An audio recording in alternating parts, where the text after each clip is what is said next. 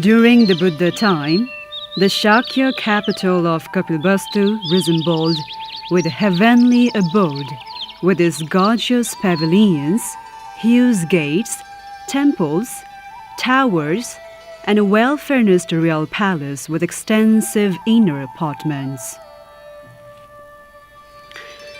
After Siddhartha's renunciation of his princely life, this capital gradually fell silent and was later totally deserted.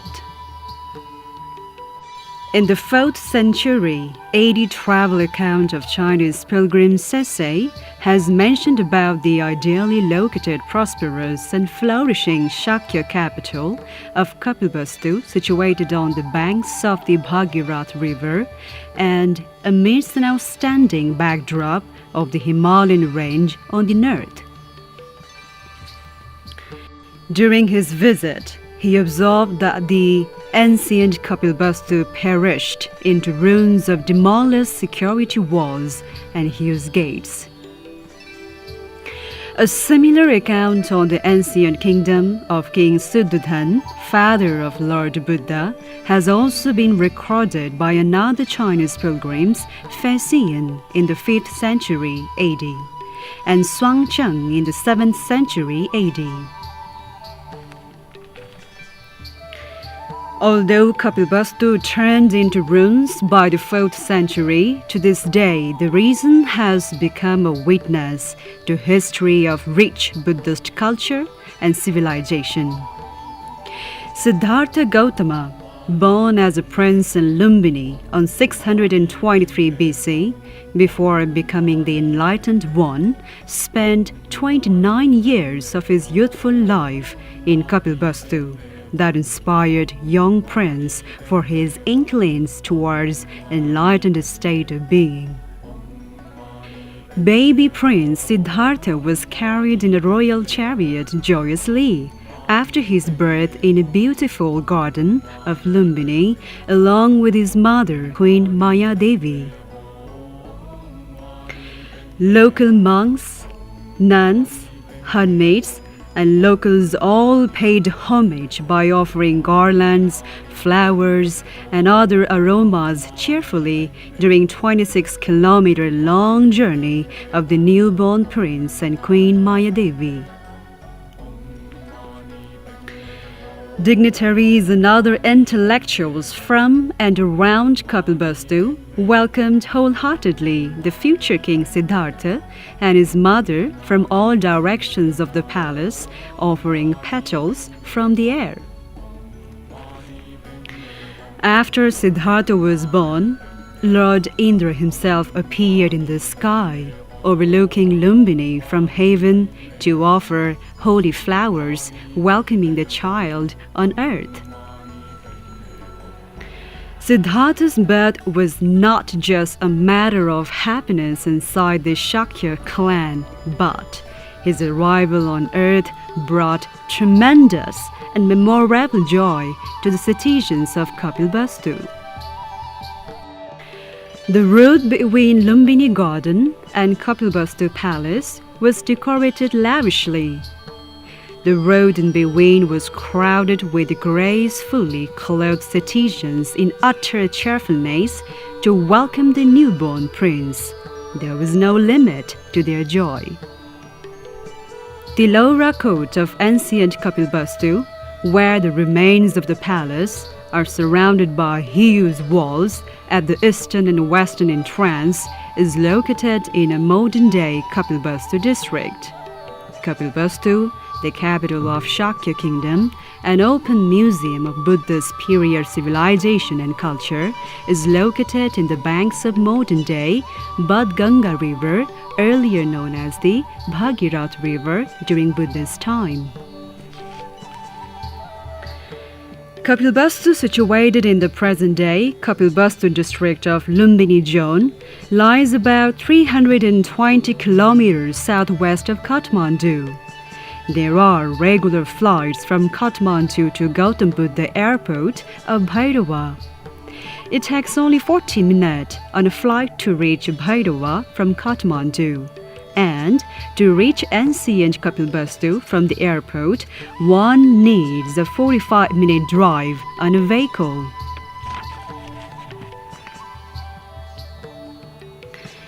Meanwhile, it takes only an hour-long drive from the Indian border town of Sonauli to reach Kapilavastu.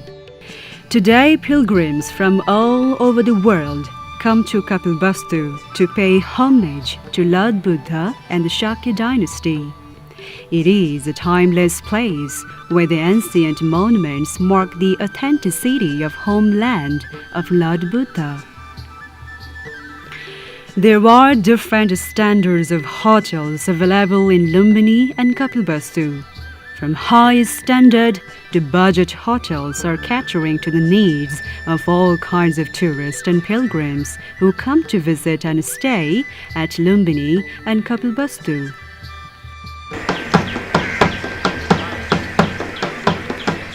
It is undoubtedly true that the blossoming palace where Siddhartha Gautama spent his precious 29 years gradually turned into a hollow space after he left it in search of peace and knowledge.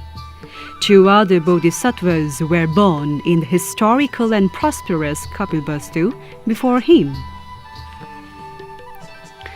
The state of Kapilavastu is highly regarded in the spiritual sphere, as Sakya Muni Buddha was born in Niglihawa and Krakuchanda Buddha was born in Gotihawa regions of Kapilavastu. Kapilavastu is hence an important place for the Buddhism followers. A Japanese Buddhist, Tokushin Kasai, believes the Kapilavastu has a significant value in Buddhist world. He also stressed need of tourism promotion of the spiritual and cultural heritage site. Similarly,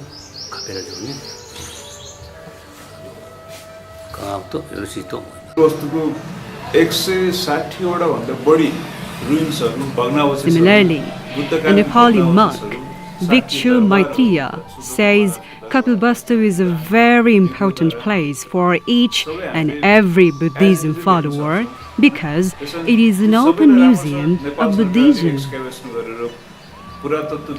He says place should be promoted and conserved through the joint efforts of private sector and the government. After enlightenment, Buddha arrived in Nigraha Dham, modern-day Kudan, in the state of Kapilavastu from Bodh Gaya in India with 300 monks, where he preached the path of peace and non-violence.